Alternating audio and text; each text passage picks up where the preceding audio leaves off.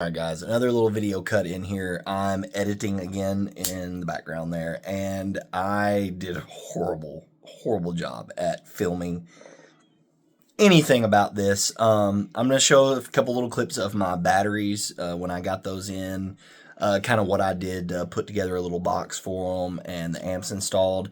I ended up actually having to get another radio. It scared me to death because I got the amps in, and then at max volume, everything turned up to max, the subs weren't moving.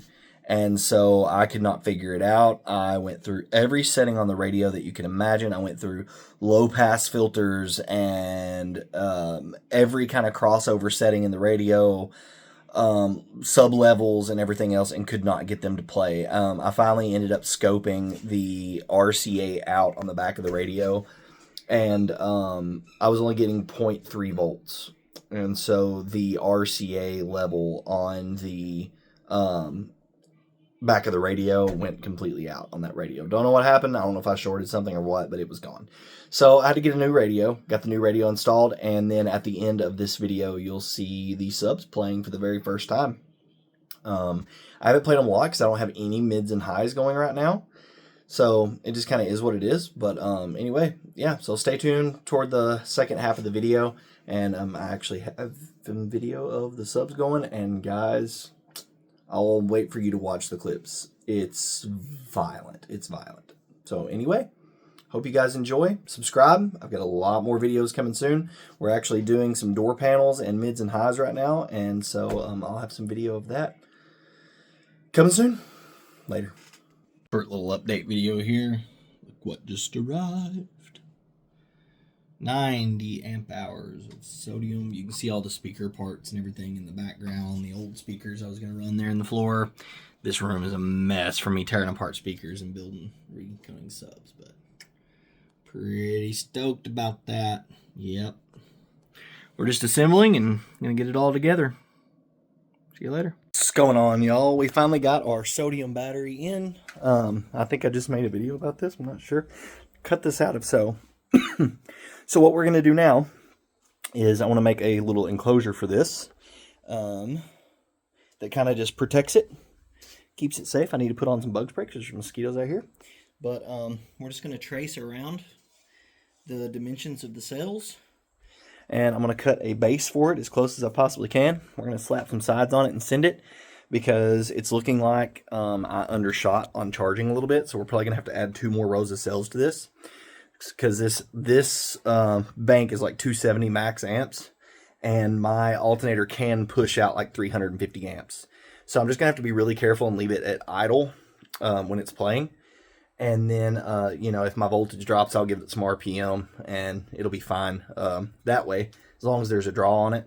But I just need to be careful and not keep it sustained.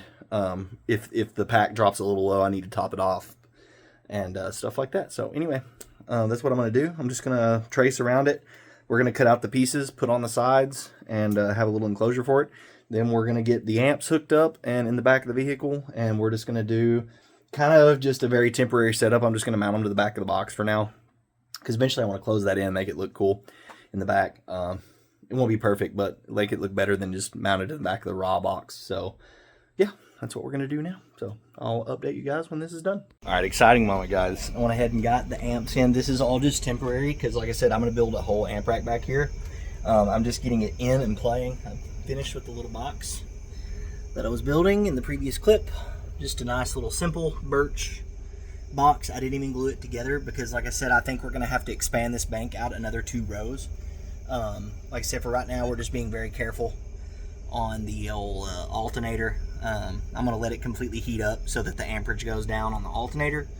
And I'm going to fill the cells often. They are cool as a cucumber. There's no heat in those cells whatsoever. So that's great. We've got the balancer running on it. So it should be fine, especially short term. So, but we just got the amps in. I've still got to clean those up. Like I said, they're just hanging here on the back of the box temporarily.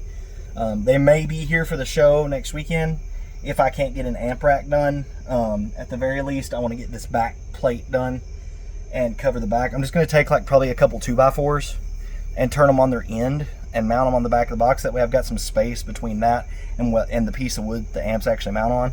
That's going to help with vibration, but that'll also help me hide all the wires in behind that, and then all anybody will see is the wire coming out and turning into the amp. So all you'll really see is like 2-3 inches of wire, which will be great and clean and nice.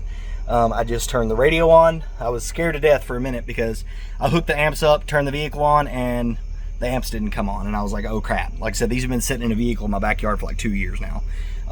So I thought they might be bad, but it turns out you have to turn the radio on for the remote to kick on. So turn the radio on, they're glowing green. So in theory, this should play. Now it's probably 9:30 at night in my neighborhood, and there's a lot of houses, so we're not actually going to play it, but I'm going to turn it on just a little and see if the subwoofers start moving. So fingers crossed.